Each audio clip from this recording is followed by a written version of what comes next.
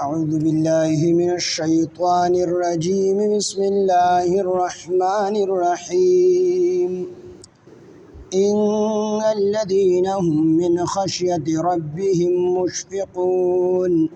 والذين هم بآيات ربهم يؤمنون والذين هم بربهم لا يشركون والذين يؤتون ما أتوا وقلوبهم وجلة أنهم إلى ربهم راجعون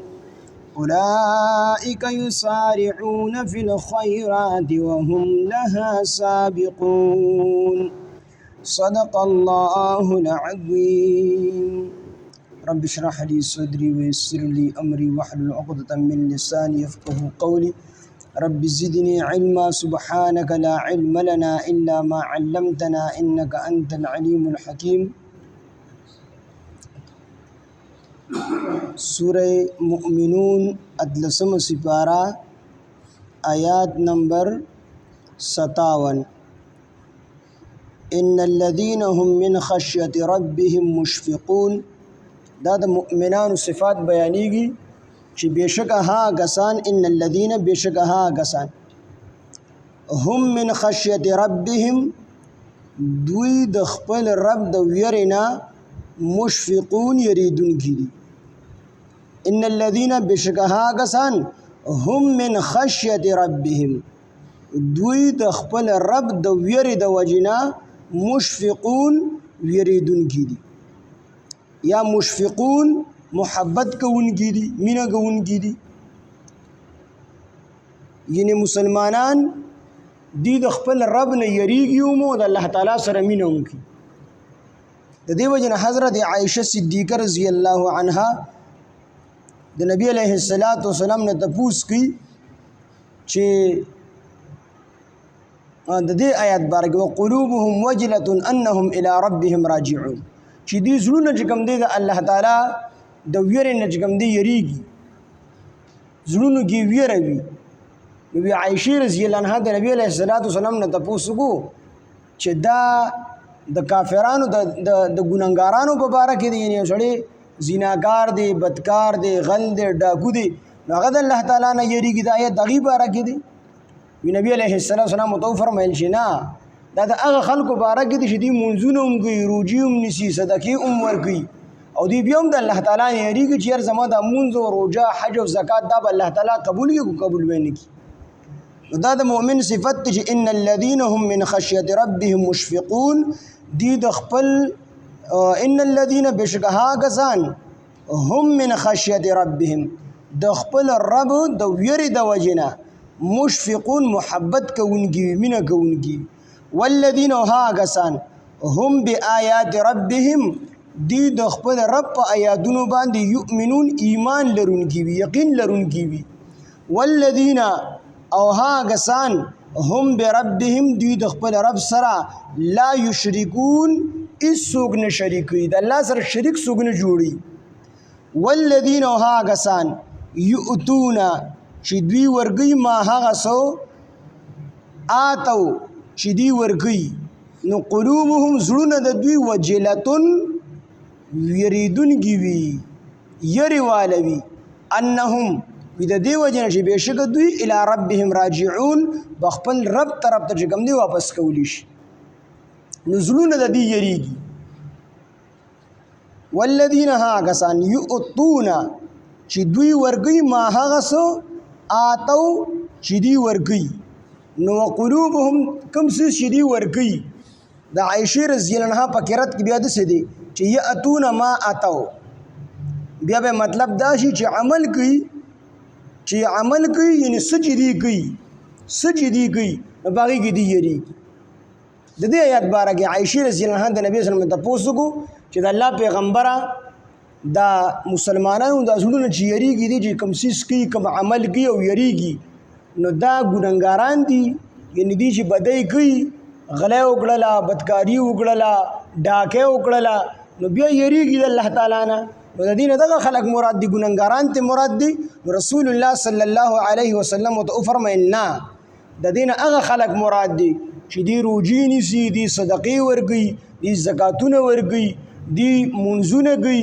دی جهادونه کوي، او د هغې بیا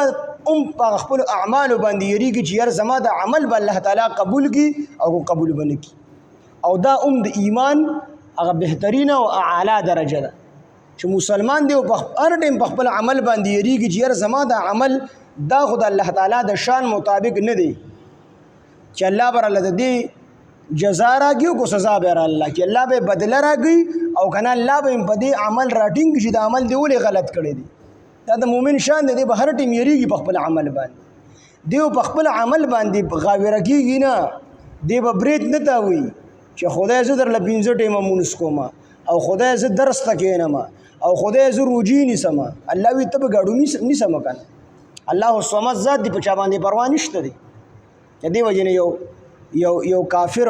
یو یهودي چې کوم دی یو مدرسې یا د یوې خانقاه په دروازه راننوتو، الشیخ صاحب ناست و داسې درس ته چې ویې کتل بېهوشه را پرېوت. چې کله په خوش کې راغی نو طلبه ورته وی حضرت دا تا نه څه چلو شو، دا خو یهودي را دننه شو. وی هغه ورته وی چې بالکل دا یهودي را دننه شو، خو ما چې کله دی یهودي ته وکتل په ده باندې د کفر جامه پرته وه، بیا مې خپل ځان ته وکتل په ما د مسلمانۍ او د اسلام جامه پرته وه. وی بیا مې د الله تعالی دې صفت ته سوچ لل چې الله الصمد دی، بېنیازه دی، مستغني دی، په چا پروا نشته دی. نو اسې نه چې الله تعالی داسې وکړي د یهودي نه د یهودیت ته جامه راوالي ما ته راواغوندي، زمانه د اسلام دا جامه راواخلي یهودي ته ورواغوندي، نو د الله نه به څوک تپوس وکړي. نو په دې وجه باندې زه بېهوشه شوم چې الله خو صمد ذات دی، په چا پروا نشته دی. نو د دې وجې نه مسلمان دی په هر ټیم کې په خپل عمل یریږي، د سره به هر ټیم د ایمان د خپل ایمان فکر وي.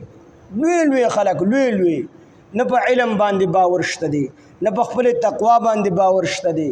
او نه چې کوم دی په بل نسب باندې څه باور شته چې زه د خپل نسب خاوند یم نو بس الله تعالی به مې خیال وساتي. هېڅ څه لره اعتبار نشته دی، بس یو څیز دی چې د الله تعالی رحم دی، چې بس د الله نه به د الله تعالی رحم غواړو. کنه لوی خلک داسې خلک مستجاب الدعوات چې یوه دعا به وکړه په ټک باندې به قبلېدله، هغه الله تعالی ګمراه کړي دي. بلعم بن باعوره څومره لوی بزرګ د خپل وخت، خو الله تعالی څنګه ګمراه خلک پسې رالل وي. حضرت موسی علیه السلام ته خیرې وکړه او د خیرې کول نه و، نو ژبه چې کوم دی د سپي په شان دی راووتله او بالکل د خولې نه به یې لاړې څڅېدلې او ژبه یې بار پرته وه او الله تعالی تباه و برباد. اخره خاتمه چې کوم دی هغه په کفر باندې وشو، په ایمان باندې ونشو. په خپل ځان باندې غاویره کېدل نه، په خپل عمل باندې غاویره مونږ بس یو اعمال بس چې دوسې لوی خلک هغه الله تعالی ګمراه کړي دي، مونږ پکې داسې یو. خو هر ټیم کې انسان خپل ایمان باندې یره پکار ده. د دې وجې نه صحابه کرام رضوان الله علیهم اجمعین په هغې کې بعض صحابه داسې وو چې د مرګ په وخت کې په خپل ځان باندې نه منافقت یره وه چې یاره زه چېرته منافق خو نه یم. که نه صحابي څومره لویه درجه ده چې د ټولې دنیا د اولیا راغونډ شي، د ټولې دنیا د اولیا د یو صحابي د خپې دوړې ته نشي رسېد. د دې وجې نه عبدالله ابن مبارک رحمه الله نه چا تپوس ورته وی حضرت عمر بن عبدالعزیز رحمت الله علیه بهتر دی او کو امیر معاویه رضی الله عنه بهتر دی؟ دا سوال یې دی. عمر بن عبدالعزیز رحمت الله علیه دا صحابي نه دی، تابعی دی، او امیر معاویه رضی الله عنه صحابي دی، خو د امیر معاویه رضی الله عنه په اولاد کې یزید دی. نو د دې وجې نه کس تپوس وکړو چې امیر معاویه رضی الله عنه بهتر دی او که نه عمر بن عبدالعزیز رحمت الله علیه. وی عبدالله ابن مبارک رحمه الله تو فرمایل ورته وی چې د دې موازنه خو دا خو ډېره لویه خبره ده، ډېره لرې خبره ده، یو بل سره دا دواړه تلل. خو چې امیر معاویه رضی الله عنه د نبی علیه السلام سره په کوم جهاد کې تللی دی او د کوم اس ځان سره بولی دی او په هغه اس باندې کومه دوړه لګېدلې ده، وی په زرګونو عمر بن عبدالعزیز رحمت الله علیه دغې دوړې ته نشي رسېدلی. دومره لوی مقام دی د صحابي. خو هغه صحابه د مرګ په وخت کې په خپل ځان باندې نه منافقت یاره. نو هر ټیم کې مسلمان له پکار دی په خپل ځان باندې یریږي او یریږي په کوم سړی. مثال په تور دې ځنې سړی په دې غر باندې د شپې اوړي، زما په شان د کنګال سړی هغه نه یریږي، هغې ما نه به څوک څه والي. خو چې کوم سړي سره دولتي پیسې ورسره او ډېرې پیسې ورسره دی ډېر زیات یریږي. نو دک شان چې د کم سړي ایمان ډیر مضبوطي ایمان کاملی دی به هر ټیم په خپل ځان باندې یریږي چې ما پس خو ډاکو لګېدلې دی او اسنه د ډاکو نه داسې غلا کی شیطان دی هر ټیم لګېدلې دی انسان پس او په هر طریقه باندې دی راګيري زموږ استاد دی راغوي چې کوم سړی عالم دی دغه شیطان هم عالم دی او چې کوم سړی جټ دی دغه شیطان هم جټ دی او چې کوم سړی سلور میاشتې لګولې شیطان هم سلور میاشتې لګولې هغه وی عالم د سینې راګیری چې عالم د ډایرکټ بدکاریو کسینه وکا هغه نو به په خپل سیس کې بدګمانه کوي په خپل سیس کې په تکبر پیدا کوي لوی به پیدا کوي رو دغه زیاده راولي خو په دمه باندې نو شیطان ډیر لوی ظالم دی او هغه زمونږ اساسو دشمن دی زمونږ نیکو هغه چې کوم دی خطا کړی دی حضرت آدم علیه السلام داغه دشمن دی نو مونږ او تاسو ورته سیخو هر ټیم کې د الله تعالی د رحم سوال کول او هر ټیم په خپل ایمان باندې یریدل د دې وجه نه الله تعالی فرمایي چې والذین ها غسان یؤتونا چې دوی ورګي ما هغه څه اتاو چې دوی ورګي وقلوبهم خزلون د دوی وجلتن یریدونکي زړونه او یریدونکي ولي وي چې دی ویزه کم سیز ورکوما یا کم عمل کوما نو آیا دا خو د الله د شان مطابق نه دی نو چې الله به قبول کړي او قبول به نه کوي او وجه څه ذکر کړل علت ادا دی چې انهم الى ربهم راجعون بشک دوی خپل رب طرف ته واپس کیدونکي دي د دې د عقیده مضبوطه ده چې موږ بخامخ الله ته مخامخ کیږو د دې وجه نه دی خپل عمل باندې یریږو دا عمل می غلط کړي الله برانه تپوس کې الله بر سره محاسبه کوي اولئک دا خلق تی یسارعون چې دی تادی کوي فی الخیرات د نیکو په کارونو کې وهم لها سابقون او دوی په هغه کې وړاندې کیدونکي وي نو د نیکه په کار کې دی یو بل سره سیالي کې منډه وهي څنګه چې مونږه دنیادار دنیا په کارونو کې دی یو بل سره سیالي کو او د دنیا منفعتونه او د دنیا غ منافع او د دنیا غ ګټو پسې لګیدلی یو نو دک شان دی د ایمان والا خلق شه دی اهل الله چې دی په نیکو پسې لګیدلی وړه نیکی د دین نه پاتې کی وړه نیکی مونږه کالو خان شیخ صاحب دی هغه دا پیزار شدی دا قبله طرف ته مخکول دی مستحب دی یو کس راغه پیزار ورته سمو خو نه دا څه کوي ورته ویلی دا مستحب دی دا نه دغه کوي دا خو ته په اعمالو کې کمی کوي نو خو به را بار کړه غس خو په پیزار به کې خدا بیا په قبله طرف ته مخ خو